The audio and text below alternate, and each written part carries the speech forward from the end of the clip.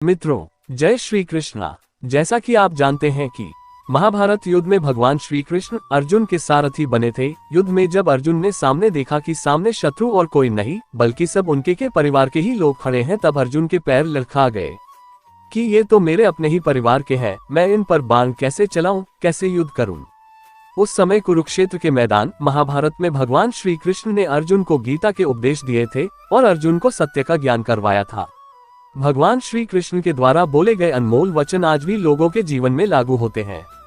अगर आप जीवन में परेशान है, कोई सही मार्ग नहीं मिल पा रहा हो, असफलता के कारण मन दुखी हो, तो भगवत गीता के केवल इन श्लोकों को भगवान श्री कृष्ण का ध्यान करते हुए पढ़ने मात्र से ही तत्काल मार्गदर्शन मिलने लगता है। गीता पढ़ने वाले व्यक्ति को सच और झूठ, ईश्वर और जीव का ज्ञान हो जाता है। उसे अच्छे और बुरे की समझ आ जाती है। मित्रों, आइए भगवान श्री कृष्ण के इन अनमोल वचनों की चर्चा करते हैं। क्षमा धर्म है, क्षमा यज्ञ है, क्षमा वेद है और क्षमा शास्त्र है।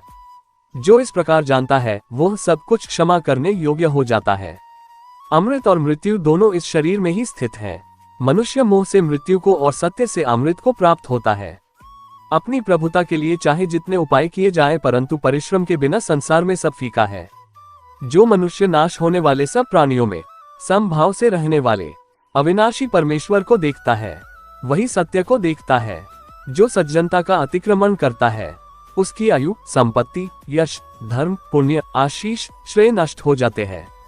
यदि अपने पास धन इकट्ठा हो जाए तो वह पाले हुए शत्रु के समान है, क्योंकि उसे छोड़ना भी कठिन हो जाता है। ज्ञान रूप, जानने योग्य और ज्ञान से प्राप्त होने वाला परमात्मा सबके हृदय में विराजमान है। जिसे सत्य पर विश्वास होता है और जो अपने संकल्प पर दृढ़ होता है, उसका सदैव कल्याण होता रहता है। सत्य ही धर्म, तप और योग है। सत्य ही सनातन ब्रह्मा है। सत्य को ही परम यज्ञ कहा गया है तथा सब कुछ सत्य पर ही टिका है। जिस परिवार व राष्ट्र में स्त्रियों का सम्मान नहीं होता, वह पतन व विनाश के गर्त में लीन हो जाता है। अभीष्ट फल की प्राप्ति हो या न हो, विद्वान पुरुष उसके लिए शोक नहीं करता। लोभी मनुष्य किसी कार्य के दोषों को नहीं समझता, वह लोभ और मोह से प्रवृत्त हो जाता है। अत्यंत लोभी का धन तथा अधिक आसक्ति रखने वाले का काम, ये दोनों ही धर्म को हानि पहुंचाते हैं। अपने पूर्वजों का सम्मान करना चाहिए, उनके बताए हुए मार्ग पर चलना चाहिए, उनके दिए उपदेशों का आचरण करना चाहिए।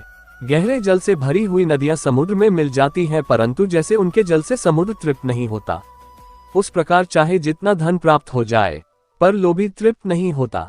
परिवर्तन इस संसार का अटल नियम है और सबको इसे स्वीकारना ही पड़ता है, क्योंकि कोई इसे बदल नहीं सकता। दूरदर्शी बनो, अल्पदर्शी नहीं। परम तत्व को देखने का प्रयास करो, क्षुद्र वस्तुओं को नहीं। उससे मत डरो जो वास्तविक नहीं है, ना कभी था ना कभी होगा। जो वास्तविक है वो हमेशा था और उसे कभी नष्ट नहीं किया जा सकता। एक मनुष्य को अपनी मातृभूमि सर्वोपरि रखनी चाहिए और हर परिस्थिति में उसकी रक्षा करनी चाहिए। जो मनुष्य अपने माता पिता की सेवा पूरे सद्भाव से करते हैं, उनकी ख्याति इस लोक में ही नहीं बल्कि परलोक में भी होती है। जैसे बिना नाविक की नाव जहां कहीं भी जल में बह जाती है और बिना सारथी का रथ चाहे जहां भटक जाता है, उसी प्रकार सेनापति बिना सेना जहां चाहे भाग सकती है। राधे राधे। मित्रों, ये थे महाभारत में भगवान श्री कृष्ण ने अर्जुन को गीता के उपदेश, जो हमें सुखी जीवन जीने का मार्ग दिखाते हैं।